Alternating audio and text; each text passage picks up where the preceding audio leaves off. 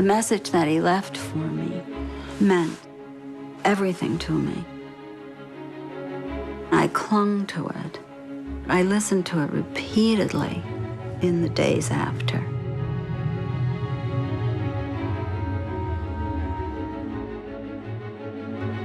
Everybody has told me that has lost loved ones, you'll lose the sound of their voice. I've probably listened to the message hundreds of times. It's available anytime I want to play it back. It's there. I hear it, and I know it.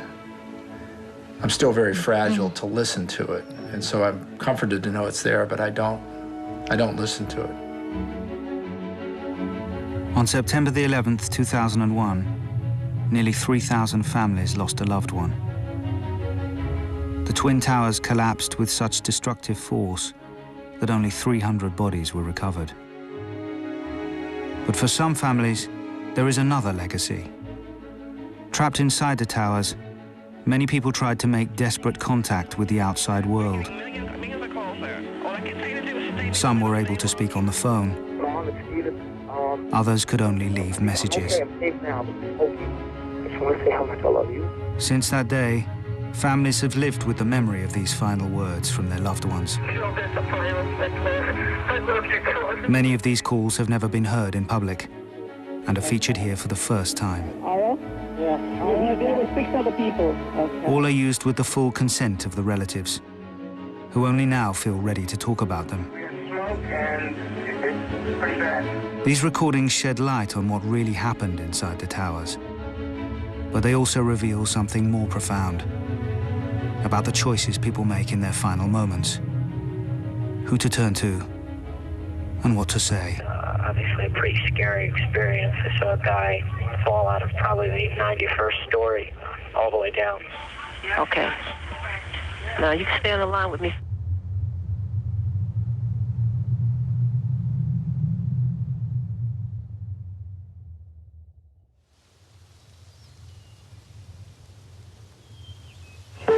I just wanted to let you know I love you, and I'm stuck in this building in New York. There's lots of smoke, and I just wanted you to know that I love you always.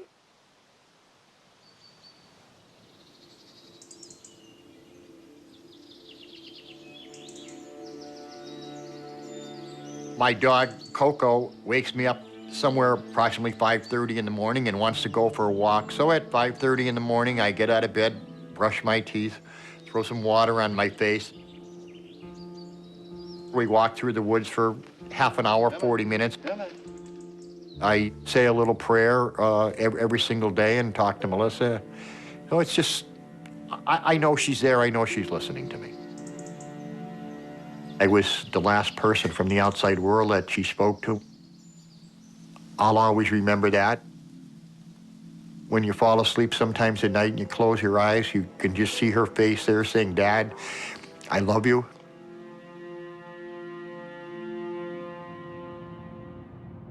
On September the 11th, Bob Harrington's daughter Melissa was in New York for just one day. Aged 31, she was a high-powered business executive and was there to oversee the merger of her company. The meeting was on the 101st floor of the North Tower of the World Trade Center. She was only going to be there that Tuesday. When the merger was done, she was flying back to California the next day.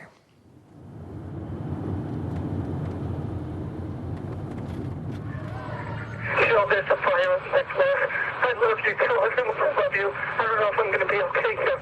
I love you so much.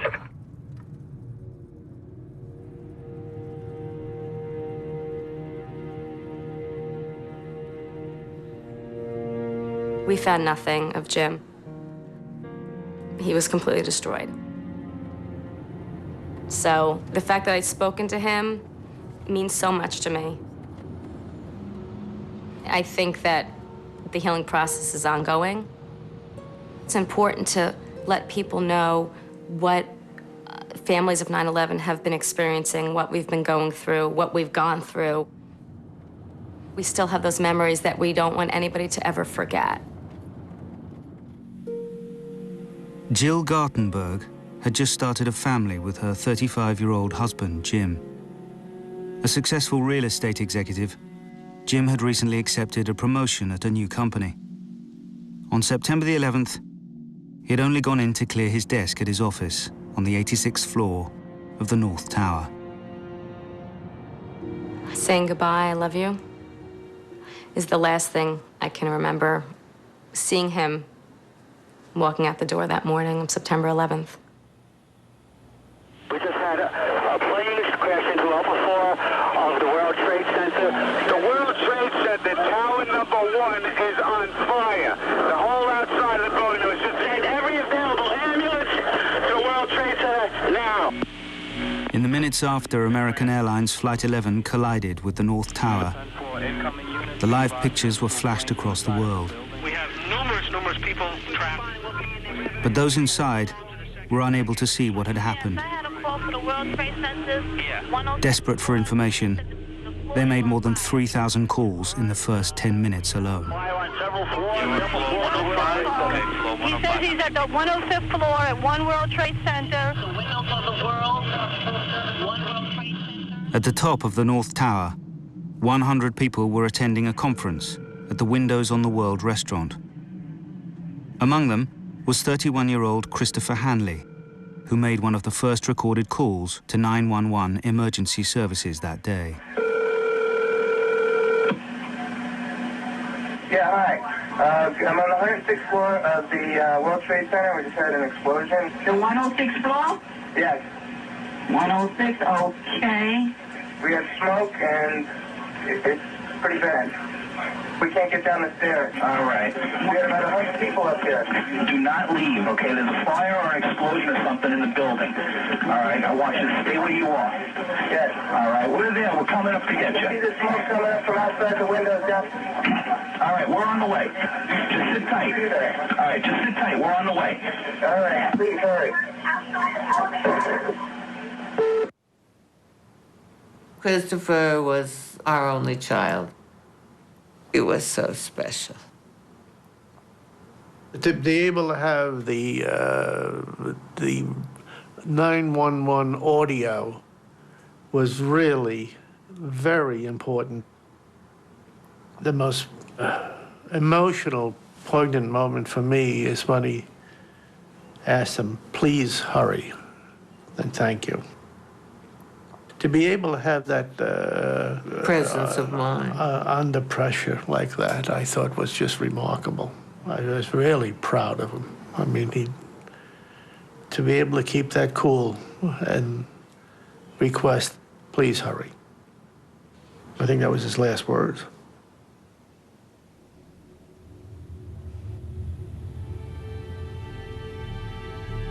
The sonic record of that day, the audible record of that day, is essential because the visual record of that day is limited to the exteriors. What we see with our eyes are two buildings in flames. And these calls and these radio transmissions, they show us through sound what we couldn't see with our eyes. They're part of the fabric of the day that we wouldn't know or have any understanding of without this sonic record. No. Easy. There's a tree in front of my house that was planted the week after Melissa was born. The tree grew up, Melissa grew up, and the tree grew up to be probably the biggest tree on the street. And Melissa grew up to be such a fine, nice, beautiful young lady. Melissa would have been 39 last week. Now the tree is probably 40, 50 feet high. When I planted it, it was 5 feet high and as skinny as 2 fingers together. So, you know, I look out and I see that tree and I just remember the day she was born.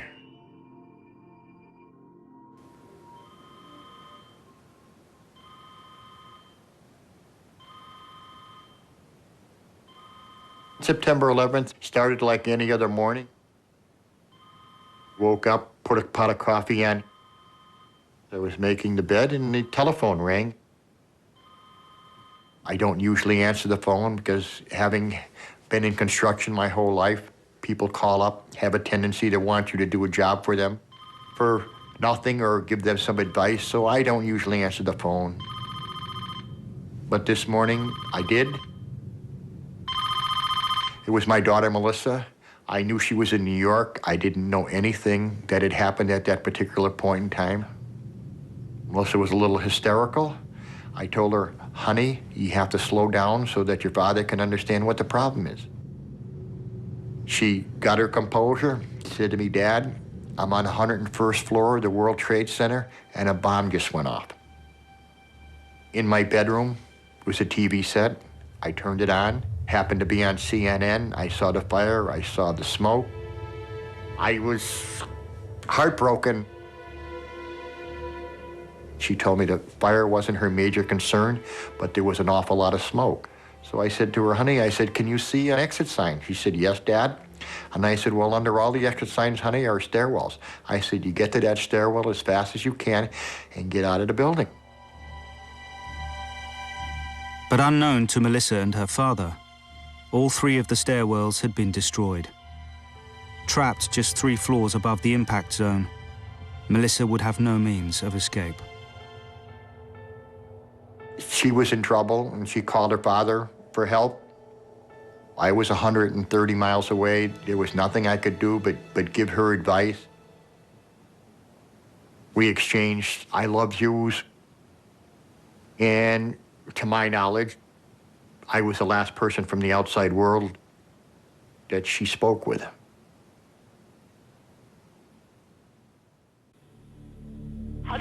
Floor. There's no injuries, but the people are trapped in the building on the 106th floor of the World Trade Center. All right, we're there. We're taking care of it. Okay. In the immediate aftermath of the attack, the emergency services were overwhelmed by thousands of calls from the North Tower. Remain in the location you are, but something by the door to block us. Stay where you are. We have you on the 92nd floor, southwest corner. Sure, if you can get out of the building, then get out of the building. If you can't, just remain there and somebody will get you. How many other people are with you right now?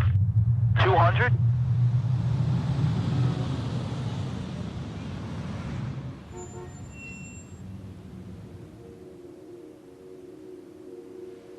Morning. Happy birthday. Wow. Okay, you want to open this? It says, Nicole, this was my favorite toy when I was 2. I hope you like it. Love, Natalie. I think 9/11 comes up pretty regularly in everybody's lives. I mean, you watch television, you go to an airport, anytime you travel. You didn't go to Zita's house? Did you see Granny? So much has changed since 9/11. Everybody talks about 9/11. It's in the newspapers probably every day. And all I think about when I hear that 9/11 is, I am so proud that my husband did what he could that morning.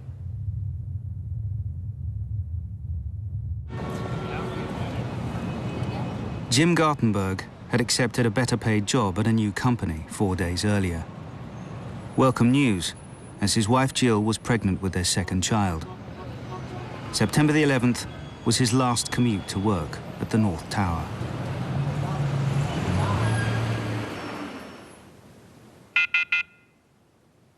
I went to work soon after he did, and my office is very close to our apartment, so I just walked a few blocks. When I got there was a message light blinking, and I listened to the machine right away. Jill, there's a fire on my floor. I love you, Jill. I love you. I don't know if I'm going to be okay here.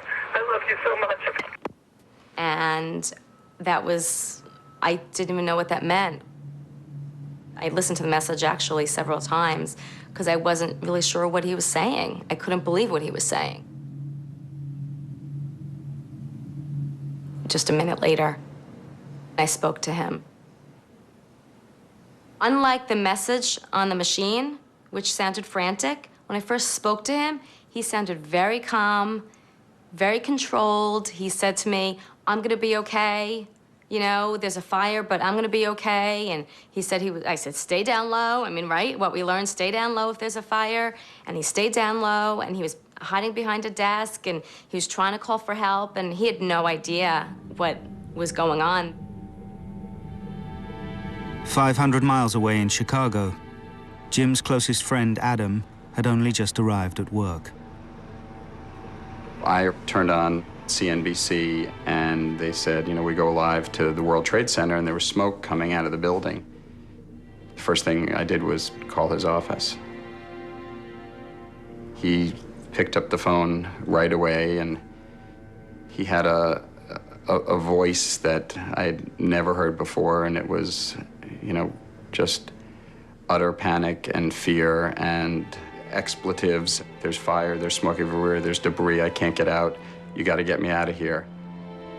He had asked what happened, and he didn't know, and I didn't know. Jim Gartenberg was on the 86th floor of the North Tower. Although he was 6 floors below the point of impact, Jim and a colleague were trapped by debris as the floors collapsed above them. His comments were then real calm. Okay, what are we supposed to do? And I told him, there's fire and it's going up, you need to get down. And he said, I can't go anywhere. The stairs are blown out below us. You know, the debris is too heavy. We can't move anything.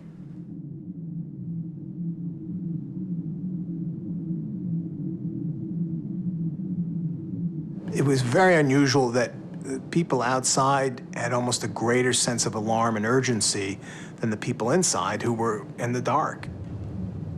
Families were seeing the billowing smoke and the flames licking up the side of the building. It was just a terrible responsibility for the people on the outside to have to say, it's worse than you think. 15 minutes after the North Tower had been hit, most people in Tower 2, the South Tower, were still at their desks and watching the tragedy unfold. Amongst them was 24-year-old trader Brad Fetchett, who left a message for his mother to tell her he was safe. Hey, Mom, it's Brad. Just wanted to call and let you know, I'm sure that you heard that a plane crashed into World Trade Center 1. We're fine. We're in World Trade Center 2. I'm obviously alive and well over here, but obviously a pretty scary experience. I saw a guy fall out of probably the 91st story all the way down. So you're welcome to give a call here. I think we'll be here all day, but give me a call back later. Love you. He was trying to reassure us that he was okay, but you could tell as he cleared his voice when he talked about seeing someone fall from the 91st floor that there was a lot of fear in his voice. It's available anytime I want to play it back. It's there. I hear it, and I know it, and I'm still very fragile to listen to it, and so I'm comforted to know it's there, but I don't listen to it.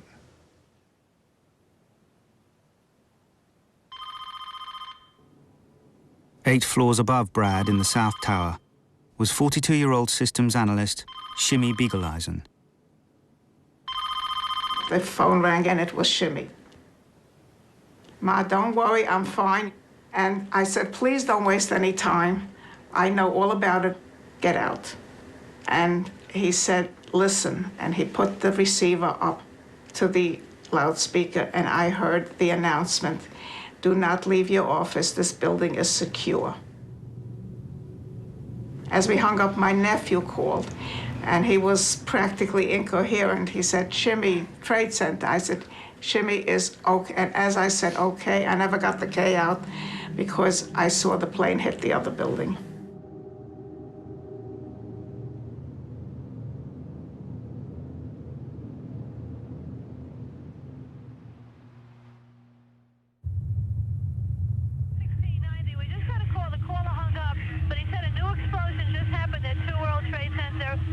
On the 80th floor. You have a second plane into the other tower of the tower.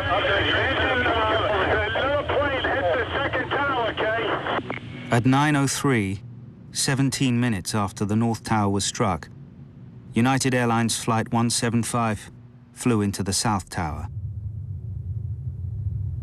Immediately, the emergency services were flooded with calls, as 700 people were trapped above the impact zone. Approximately two-thirds of the way up, you got visible fire showing out there. Lieutenant, Manhattan Dispatch. Yes, Hi. Major disaster, number 2 World Trade Center, requesting everything possible. Northwest conference room. Tower 2, room 105. This is at the World Trade Center. People are trapped. I have a call on the line. The line is open. What floor are you on? They're not answering. We're getting millions of calls there. All I can say to do is stay near the window, stay low, put a towel by the firefighters in the city are on their way over there. Yes, sir. I understand that. All right, we're trying to get to people as fast as we can.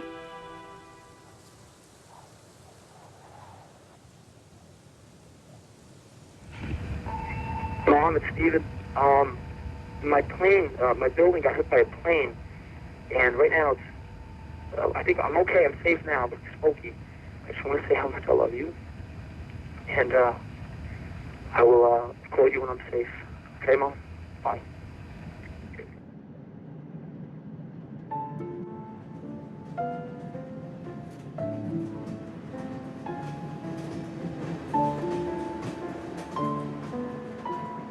It's a tribute to Stephen that at the moment of his death, it can be said that he was on good terms with every member of his family.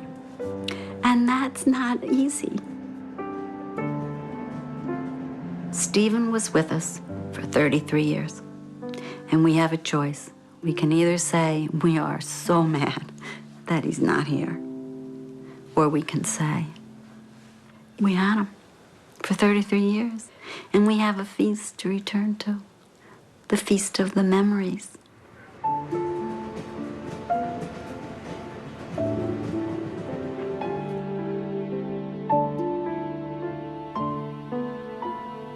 The family came, girl, boy, girl, so there was a little triumvirate at the top. And then 4 boys came in a very quick succession. And Stephen was the third of that group of 4.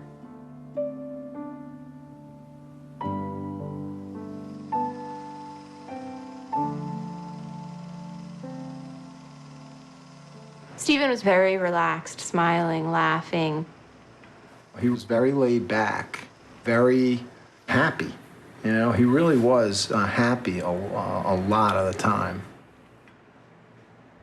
Stephen was really a peacekeeper within the family because we all have very strong personalities, and at a dinner table we all want to voice our opinion, and Stephen was the best, I think, of any of us, of listening to all sides of an argument and really keeping the peace.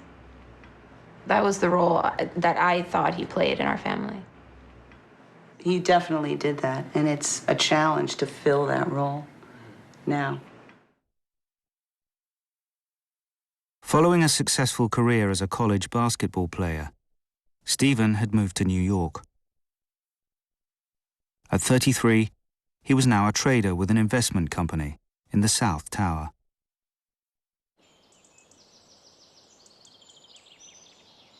September 11th was a beautiful, beautiful day, as everyone always will remember, I know.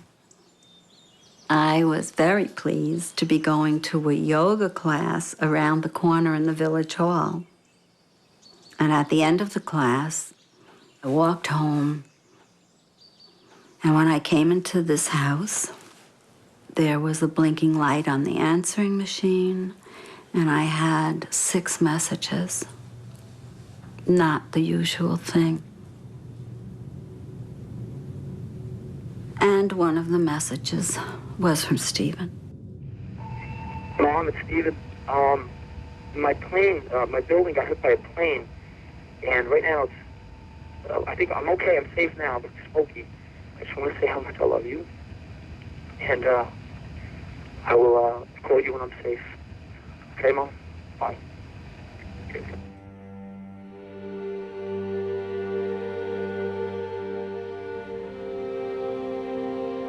Stephen worked in the South Tower. He was on the 89th floor. He said that he was going to call me and that he was going to be all right. There were messages then from people calling to say, "Anna, are your children all right?" And then there was a message from my husband And he said, promise me you will not turn on the television. And that was an easy promise to make.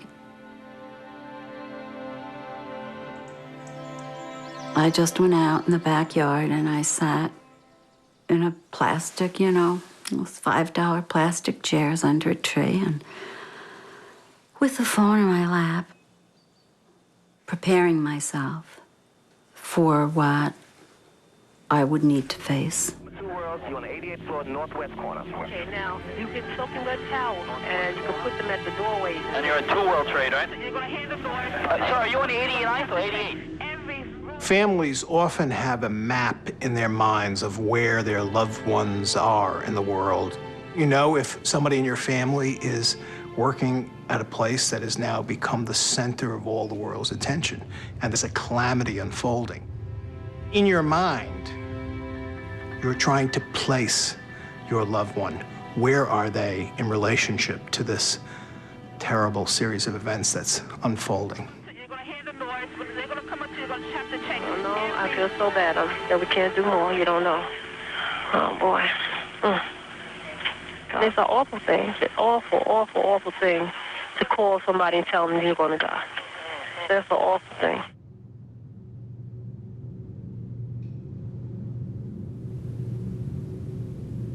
Just seconds before the South Tower was hit, Shimmy Beageleisen's mother had urged him to leave.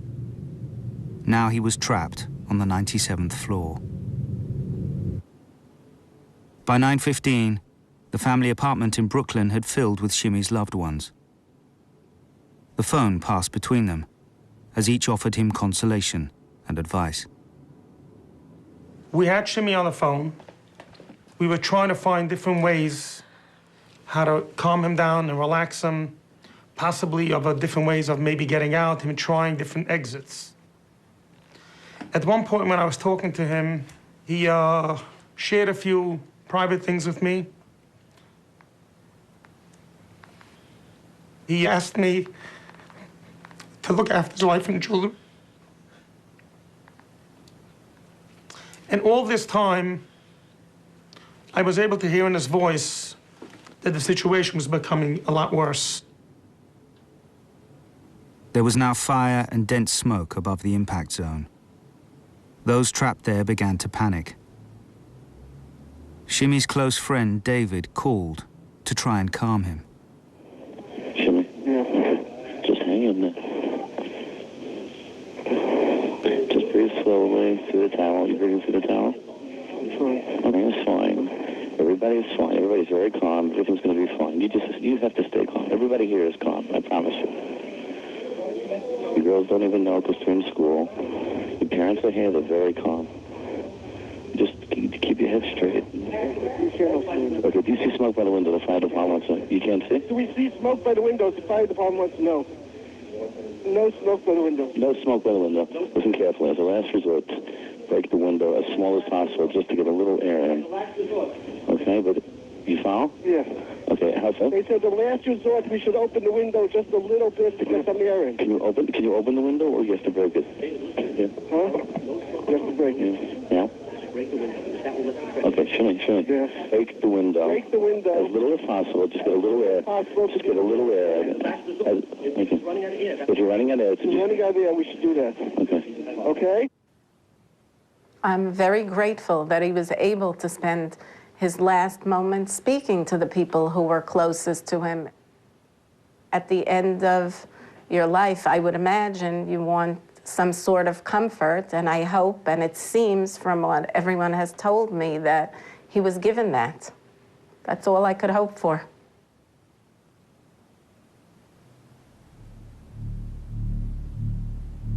In the North Tower, the first to be hit, Jim Gartenberg had been trapped by falling debris for more than half an hour. Having spoken to his wife, Jill, and best friend, Adam, Jim now wanted his predicament to be known to the watching world. He managed to make contact with a reporter at the New York Times, Jim Dwyer. I spoke with him several times that morning, and I was trying to understand what his predicament was, why he couldn't get to the to the stairs or why he couldn't get to an exit. And he said that, the walls were cracking and folding over, and he couldn't get to where he needed to be. Mr. Gartenberg seemed to be very directed, very focused. I mean, he was, there's a sense of great urgency in his voice, but I didn't feel like he was panicking. He wanted people to know where he was and that he couldn't leave the building. Happy birthday to you. Happy birthday to you, Nicole. Yay! Are you taking a picture? Jim has always been a leader. And I think that showed through on that day.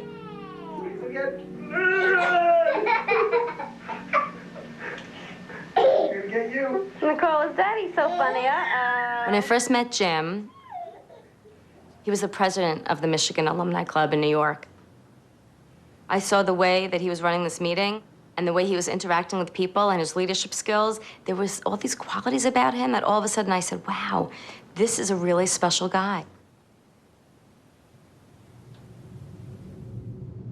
After speaking to the New York Times, Jim's next call was to a local TV news program. At 9:32, 45 minutes after the North Tower was hit, Jim went live on air. Jim Gartenberg joins us. He was on the 86th floor of, I'm not sure which tower. Was it the north or south, Jim? It's World Trade Center 1, and it's not was. I am here, and I'm stuck right now. Now, are you above, Jim, or below? I have no idea. I have no idea where the plane hit. It's my understanding that it's a plane. Jim, there are two planes. One went into one tower, one went into the other tower. What do you see around you? I mean, are you in smoke? Are you in fire? I mean, the first thing that I want to make clear is that I'm stuck on the 86th floor. A fire door has trapped us. Debris has fallen around us, and part of the core of the building is blown out. How many people are with you, Jim? I'm with one other person, and I'm told that people are aware of this. I'm on the 86th floor on the east side of the building facing the East River. And what time did you get... I'm on the air. I want to tell anybody that has a family member that may be in the building that the situation is under control for the moment, and the danger has not increased. So please, all family members, take it easy. I got a phone call from a friend of mine on my cell phone saying, Jill, Jim's going to be okay. He was just on national television, and he said he's going to be okay. She told me what he said and how confident he was about it. They broadcast his voice. I still have tapes of that and listen to it, and it's eerie. The voice that I hear on that is not his, and it's just so odd as far as the voice is concerned. But his message was unbelievably calm and brave and stoic. Having seen that was just a tremendous tribute. I think for a lot of people to be in crisis mode, they would just sit there and scream. And Jim kind of regrouped with himself, it seems like, and said, okay, this is the situation, how do I best deal with this? And he reached out to as many people as he could, trying to figure out what resources he had to be helpful in this situation. I mean, he had the sense of mind to do that. And the danger has not increased, so please, all family members, take it easy. I think that was wonderful, but I knew in my heart he was not going to be okay. You guys coming in for building number 2 on the 97th floor, people trapped. 90, what floor? We're all around the building. We're completely around the building. We're into the building now, okay? 2,000 people were trapped in the North and South Towers. By the door to block the smoke and stay where you are. We're sending people upstairs. The fire department's coming upstairs. Firefighters from across New York were sent to the scene. They're coming. They're downstairs. They're on the way. Knowing what he might soon face, fireman Walter Hines left a hurried voice message for his wife. I got almost every fireman in the city coming to help you. Message. Hi, Ron, it's me. Just want to let you know I love you and the girls. Tell my mom to, we're going down to that trade center thing, the second plane. They just crashed into that building. So we're on our way down there. I love you. I'll talk to you later. Walter knew this was so serious. I could tell from the sound of his voice. He knew this was something he might not get out of. And I think that he just needed to let us know that he loved us.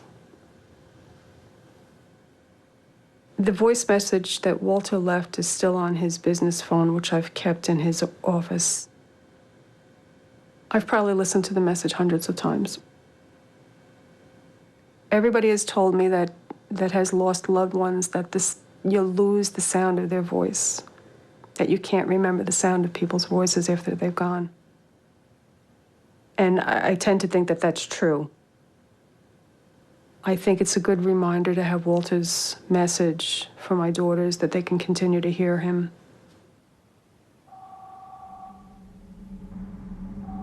While some messages provide consolation, others are a painful reminder of a missed opportunity to say goodbye. I woke up to my telephone ringing. I worked nights at the time, so I didn't want to be bothered. And then my cell phone rang again. And I'm like, I'm not going to answer it. I'd say it was probably about 1 o'clock in the afternoon that my cell phone rang with a message. Saved message. Neil, it's Brian. A plane crashed into the Trade Center. It's on fire, and I'm in it. And I can't breathe.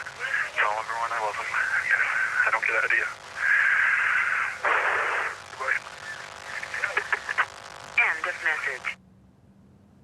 Brian left that message, and that must have been the first or second phone call that I received that morning. And I mean, I just didn't realize it. You know, it's really hard to struggle with, you know, what would have happened if I answered the phone? You know, but I mean, I couldn't do anything, even if I did answer it. I keep the message on an MP3 file, so I have it on CD, I have it hidden away in a safe, I have it, you know, on every hard drive I have it like everywhere just so that nothing happens to it. It's Brian's last words. I mean, that's one of the reasons why recordings were made, was so people could record their last words.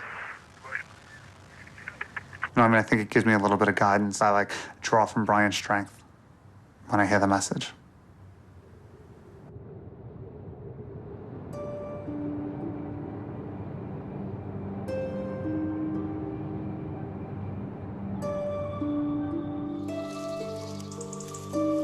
Just 3 floors below Brian Nunez in the North Tower was Melissa Harrington Hughes. She was trapped on the 101st floor. Shortly after the first plane had hit her building, Melissa had called her father. But 55 minutes later, he'd heard nothing since. When we stopped our conversation, I thought she sounded in control of herself, and knowing my daughter Melissa the way I knew her, I didn't think she would have any problem getting out of the building. Whilst Melissa's father watched the events unfolding at home, her only brother Michael was at his office in Boston when he heard the news. I just started crying and just couldn't believe it. And really couldn't muster any words to anybody. I kind of had to go back up to work and say, I gotta go. I was just thinking, I hope she got out. I hope she got out. Either by a stairs, elevator. Maybe they were gonna bring helicopters, I didn't know.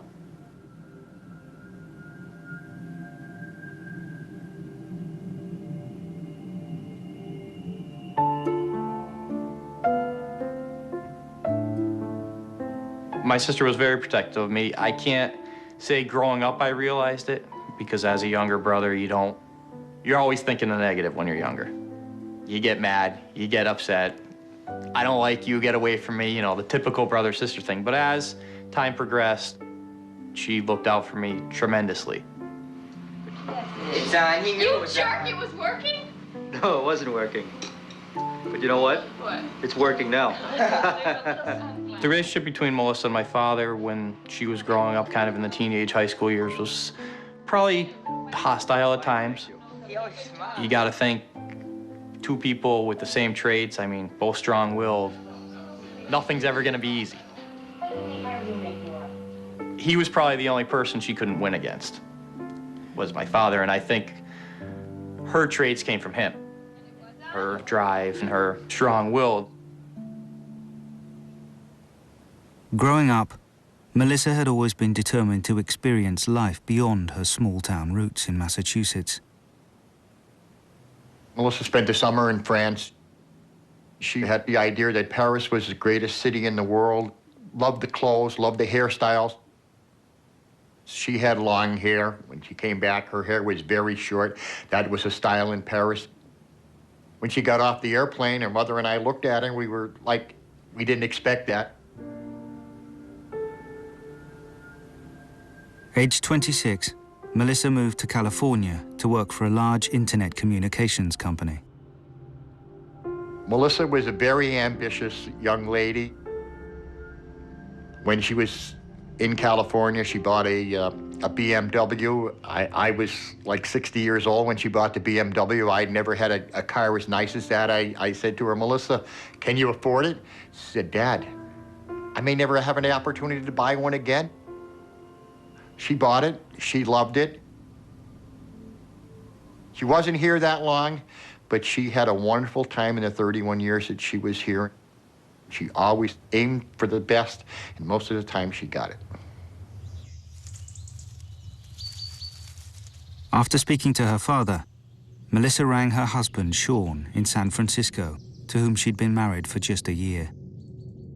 He was asleep when she called. Sean, it's me. I just wanted to let you know I love you, and I'm stuck in this building in New York. There's lots of smoke, and I just wanted you to know that I love you always. Melissa met Sean at a junior club dance. That's basically how they started their relationship. He was a very nice young man, and they were an extremely attractive couple. I could tell when she introduced me to him, her eyes just kind of glowed, and I could tell right away that he was probably the one that she was going to marry, and she did. Your kiss as a sign of their new married love may present you for the first time Mr. and Mrs. Sean Hughes.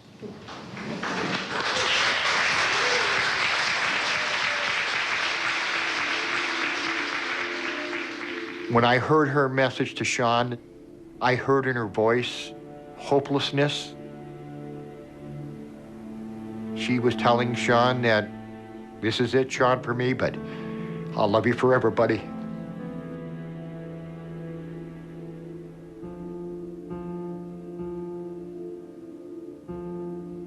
I don't know if I could say it was a good thing. It was good to hear her voice. Good to see that she called her husband. Emotional when you heard it. All sorts of different emotions coming out. Obviously sad because you're assuming when you hear it that she can't get out, but like I said, good emotions because I could hear her voice. It's always good to hear the voice.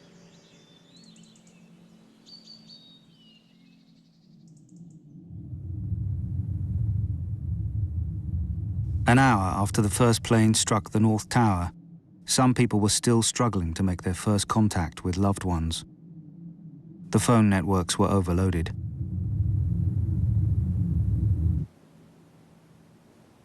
By the time 41-year-old Tom McGuinness managed to get through to his wife, he already knew there was no possibility of escape. Right away, I say, "Where are you? Where are you?" And I'm almost annoyed because he's not answering me. And then he says, "We're in a conference room that we can't get out of. We're trapped in a conference room." And I said, "Well, who's with you?" And he rattles off the names of a couple of guys I know, 3 guys that were with him, plus these other people. And you could hear it in the background. You could hear people talking. You didn't hear panic. You heard, I remember one guy yelling, "Let's just knock down this goddamn wall." I remember telling him, I said, "You're gonna get out of there." I kept telling him that. And that's when he said to me, he goes, "Ileana, you don't understand." He says, "There are people jumping from the floors above us." And that's when I just thought, oh my God.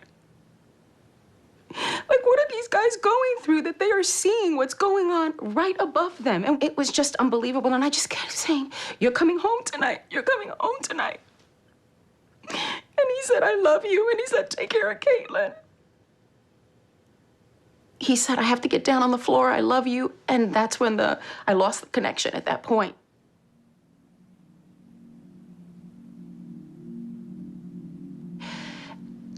There is a great comfort in the fact that I got to talk to him. And the funny thing about that comfort is it was not a great comfort that day or even, weeks later.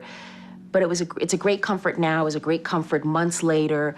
And the reason it was a great comfort is because, it's not so much for me, but I feel that it was for him. It was his chance to say goodbye, his chance to say, take care of Caitlin. He said, it'll be a miracle if we get out of here. He knew he wasn't gonna get out.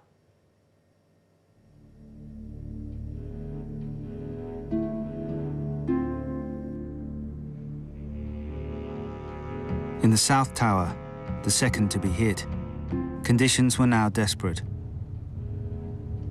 Stephen Muldery worked alongside a group of close college friends, all former high school athletes. As the fire spread, the group made a collective decision to stick together and try and reach the roof. They now faced a grueling 21-story climb up the stairwells through heat and smoke. Stephen was passionate about basketball, but he was tiny and slight. I have a picture of him in 8th grade when he was devoted to basketball. And he is standing between two fully grown classmates who were his best friends. And he looks like he's the mascot, and he wasn't. He hung in there. I feel basketball was a critical element in the person he grew to be. He never lost the fire or the desire. I saw it in the aftermath of Stephen's death, when the loyalty of all the people he had played basketball with was made evident to me. And I saw the gifts that had come from the teamwork.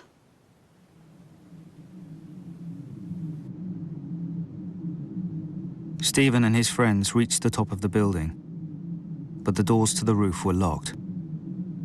They retreated back down the stairwells and took refuge in an empty conference room on the 88th floor. Sharing a single mobile phone, each one took turns to say their goodbyes. Stephen and others passed the phone around and let people get word out to their family members. And at this point, there was a sense of dread among those people making the calls. There was a sense that they were doomed.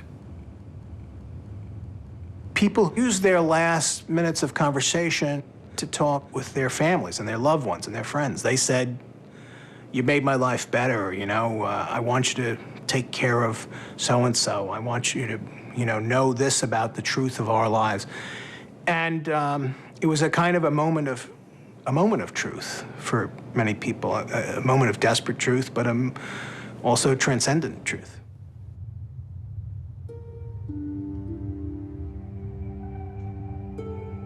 "65 minutes after the North Tower was hit, a string of desperate calls was still being made from the building.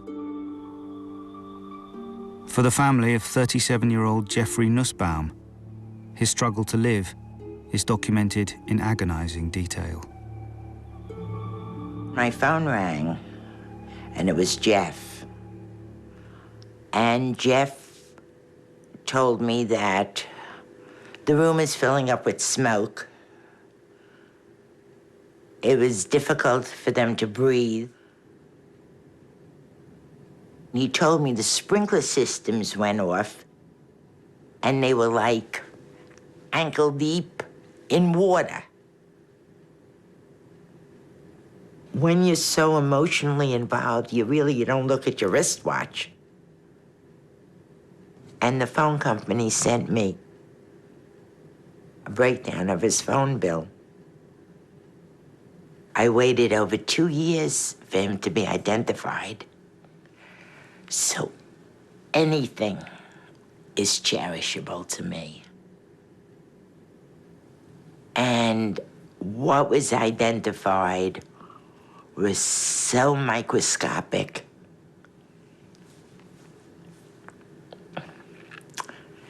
That you hold on to everything, even the telephone bill.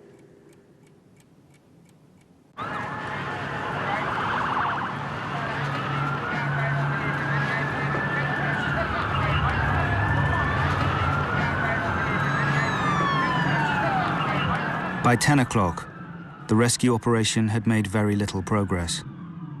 The fire department had been blighted by malfunctioning radio receivers within the towers. Once inside on the stairwells, the firefighters could not communicate with each other. But that silence was about to be broken.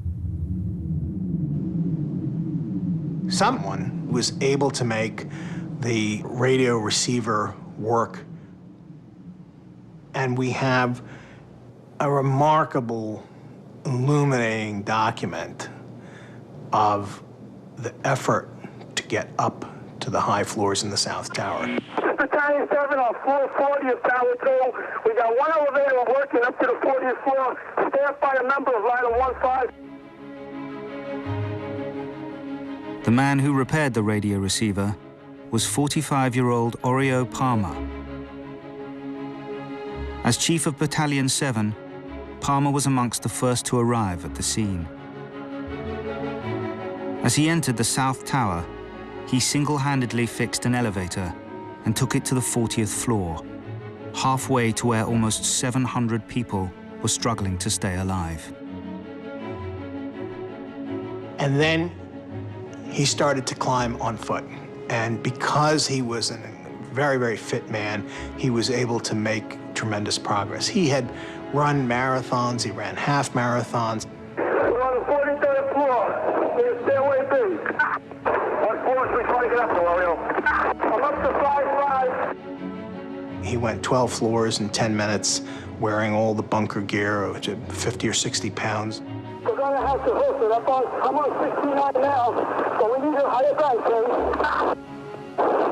These stairway walls have been compromised on 73 and 74. The walls are breached, so be careful. Okay. When I first heard Oreo's voice on the tapes, you can tell he knows he's in a race against time. Oreo's conserving his oxygen, he's conserving his energy.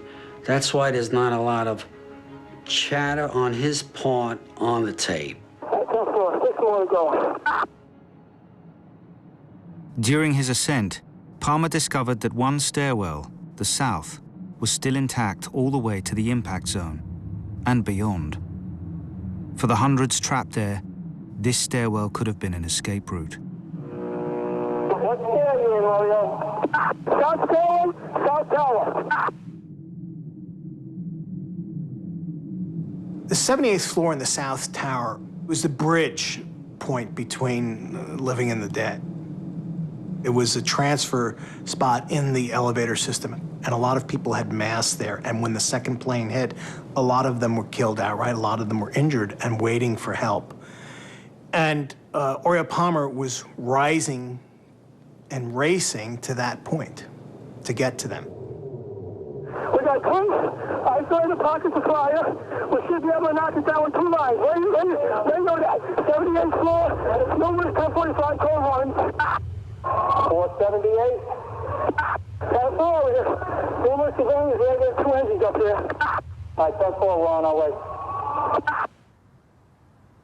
Oreo got up there pretty quick.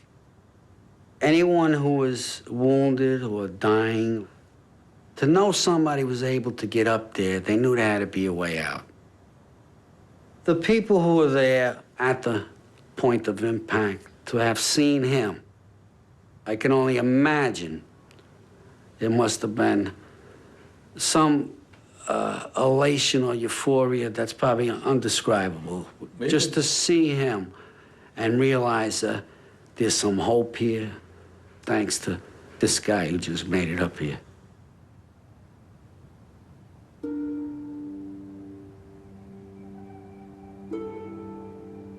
When I heard the tapes, you were watching a screen with all the words on it, but with a digital countdown, so you knew exactly what was coming. You knew the exact minute that the towers were going to go down. And you can't help but feel like you want to jump out of your seat and say, hurry up and get out of there. You know, you have one more minute before it comes down. And that's the hard part. That was the hard part. I was not surprised when I heard that Oreo had made it to the 78th floor. He made it up to the point of impact, and it's amazing. He left a story behind. My kids will have it, their kids will have it, and I just feel that it's to honor his memory and the person that he was. 7 minutes after Palmer's last words, the South Tower would collapse. There is one 911 call which captures this moment from inside the building. It highlights the moral complexity of hearing the suffering of those trapped. From the 105th floor of the South Tower, father of 3, Kevin Cosgrove, was still speaking up until the moment when the tower fell. His words haunt me, and I try not to think about it, but it's also, in a way, kind of a comfort to know where he was and what he went through and what he was trying to do. And not many people have that. Parts of Kevin's call were deliberately made public when it was played by the prosecution in the trial of a key 9/11 terrorist. It was used to illustrate the human suffering on that day. The first copy of it wasn't cleaned up at all. There was a lot of background noise, and it was hard to hear what he was saying. And it was certainly hard to listen to him not being able to breathe very well. Smoke, right there, 105, 2 power. All right, sit tight. We'll get to you as soon as we can. There's some staying up, but the smoke's really bad, man. We can barely read. That's all we can do. Where are you? Where are you guys up to? We're getting there. We're getting there. Doesn't feel like it, man. I got young kids. I understand that, sir. Got lots of people up here. I understand. I know you got a lot in the building, but we're up on the top. Smoke rises. It's really bad. We're on the floor. We're in a window. And then I had to barely breathe now. Can't see. Okay. Just try to hang in there. I'm going to stay with you. It's easy you're in an air-conditioned building.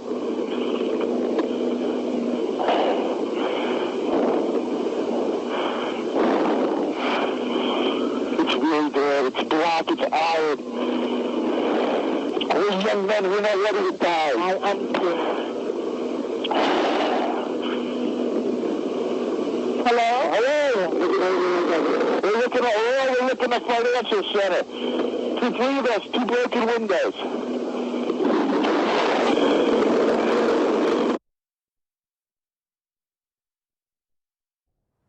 His building began to collapse. It was the first one to fall. Some people said, you know, hearing Kevin's words has made the events of 9/11 more human for them, that there were really people in there and it wasn't just buildings. One lady called him the voice from the towers.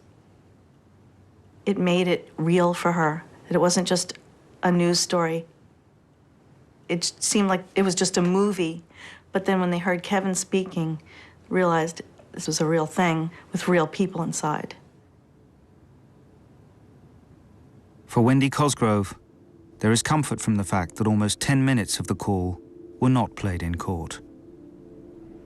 I'm glad that I have some that are just my own private memories that I don't have to share with the world. Because it is rather hard to share my husband's last words with the entire world. So it's nice to have something a little private. I guess what I would want people to learn from listening to the recording is that life is short, that you never know when you're going to lose your loved ones, and to spend every minute you can showing them that love. And that's what's important in life.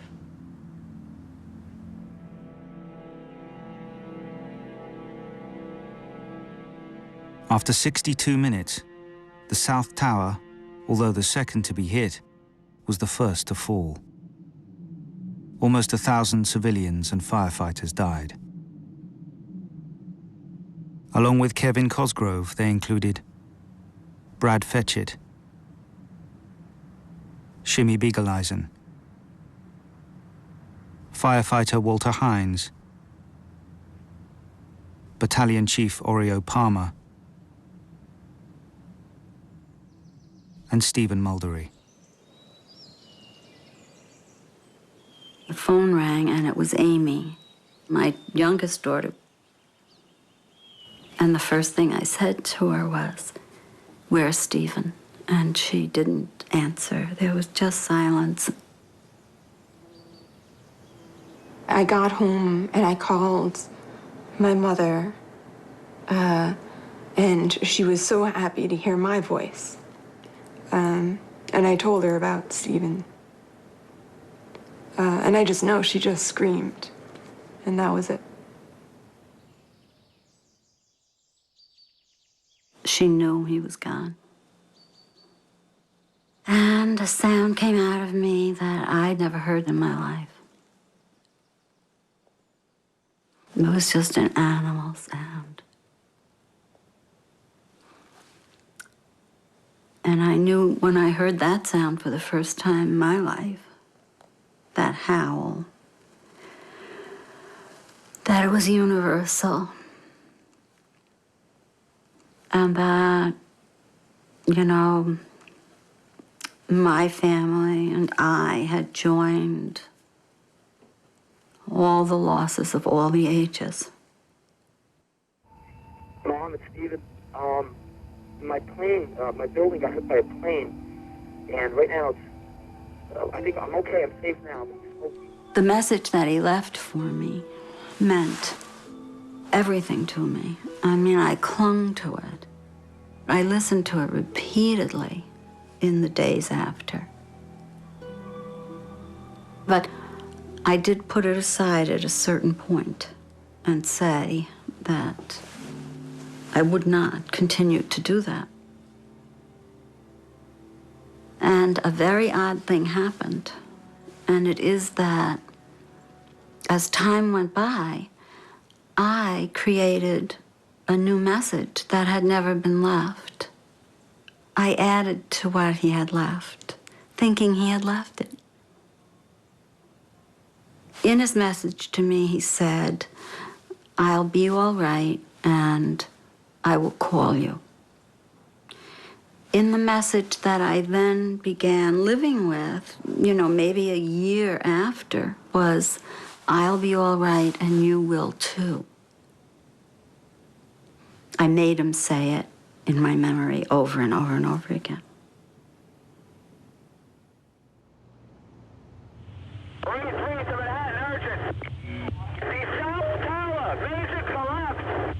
Tower 2. George, have them mobilize the Army. We need the Army in Manhattan. All right, all units stand by. Everybody try to calm down. Although the first to be hit, the North Tower was still standing. For those with loved ones trapped inside, the collapse of the South Tower was a terrifying premonition. When the first tower went down, I was hoping that Melissa had gotten out of the building. I knew she was not in that tower. We need additional units. Urgent. Dad really wanted her to call back. Sean had told us that she had called him. He really wanted her to call back again. And just nervously anxious was the way I viewed him. As a parent, you always want to have hope. I thought that if there was a way to get out of the building, that Melissa, at that point in time, that she would have been out of the building. I was on the phone with one of Jim's friends when the first tower collapsed. All you could hear if you listened in on the call was just crying and wailing. And then this, after about 5 or 10 minutes of that, this sense of calm that, oh wait, that's not his tower. It feels strange to report on the events of that day, that we just isolated Jimmy's safety and how we could distance ourselves from the horrific event and the casualties that everybody else faced. But that felt like our duty. My parents were down in Florida on September 11th. They were not watching television until I told them to turn it on.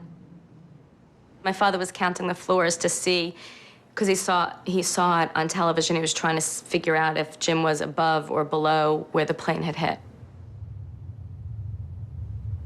The first thing my father said to me was, he was such a great father. You know, and I said, that makes it real, because for me to think he's not going to make it out is one thing, but for my father to say that, because if it's in the past, that made it real, more real for me, that this was really, his life was ending.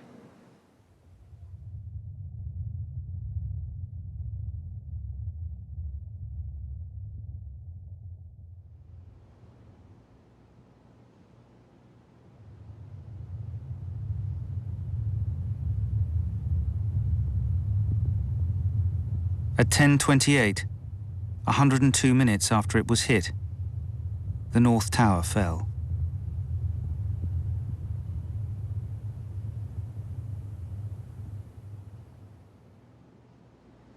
I saw the tower fall. Yeah, I saw the tower fall down, and I knew for sure I'd never hear from him again. I saw his life end right there.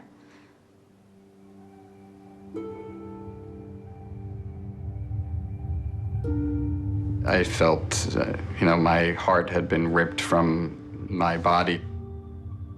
I can't ever remember feeling that sadness ever in life, or that much emotion and tears, and nor do I hope I ever will. My wife Beverly was working, teaching school in Chicopee. I had to drive to Chicopee to inform my wife that Melissa was in the North Tower. We were listening to the whole thing on the radio when we were driving back, and on our way home, the North Tower collapsed. My wife asked me to shut the radio off. I shut the radio off, and we came home and cried together.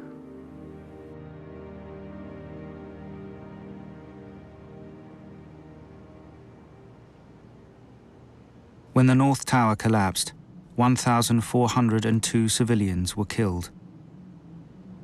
Along with Melissa Harrington Hughes and Jim Gartenberg, they included Christopher Hanley, Brian Nunez, Jeffrey Nussbaum, and Tom McGuinness.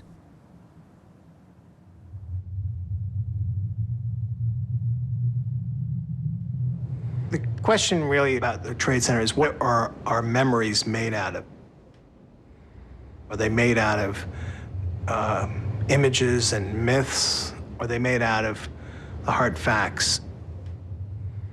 The audible record of that day is essential, because if history is going to be a tool for the living, if memory is going to be something that we can rely on, then you can't blink, you can't turn away. You have to say, this is what happened, and this is how it happened. For the families, the pain of September the 11th may never recede. But now that several years have passed, they are beginning to understand the profound legacy of their loved ones' final words. My mother is very philosophical. She doesn't get stuck by something like this. I think she recognizes it and it sort of absorbs it and tries to make the most of it, and she looks forward. So she's doing well, I think. The world doesn't stop for every tragic loss of life. And, I kind of wish the world could. The world gets too busy And I understand. You can't. You'd be in constant grieving. It's too easy for me to fall into a place where life is only about endurance. And I think that's a very poor way to live life. It's ignoring all the gifts you're given. And I didn't want to be that way. I didn't want to be that way. And, you know, I can say that I don't think I have. Jim called me, you know, instantaneously as soon as it happened. His first response was, he needs to talk to me. To have his voice, just to have his voice it's nice. Even though it's panic mode, it's some last memories. Good job, Nicole. Keep going. When Jim passed away, I was 3 months pregnant. You know, here I am with this special gift, as far as I'm concerned, that he left me with. And to me, that's so important that we had that. She has his personality, she's quick-witted, and her sense of humor is just like him. You're fast. Good job. So knowing that, you know, she's such a part of him, and that my other child's such a part of him, it makes me happy, that part. I was the last one from the outside world to talk to Melissa. We were able to say how much we loved each other, and I think of it constantly, all of the time. Ever since Melissa's passing, I don't want to put a good spin on it, but it's changed him. It's made him more aware of things, I should say. He's a more loving man now than he was before. Didn't show his feelings as much before, and now he does. Like with my son, who was, coincidentally, which was kind of fate, I would have to say, was born on September 11th. When you leave the space of this earth, all you leave are your children. That's your legacy. Melissa brought a lot of joy into our lives. My inner peace with Melissa's death might come from the fact that I spoke to her. I find a lot of pleasure knowing that Melissa called me, knowing that we were able to say our last goodbyes, basically. I got to talk to Melissa in person, I'll take that to my grave.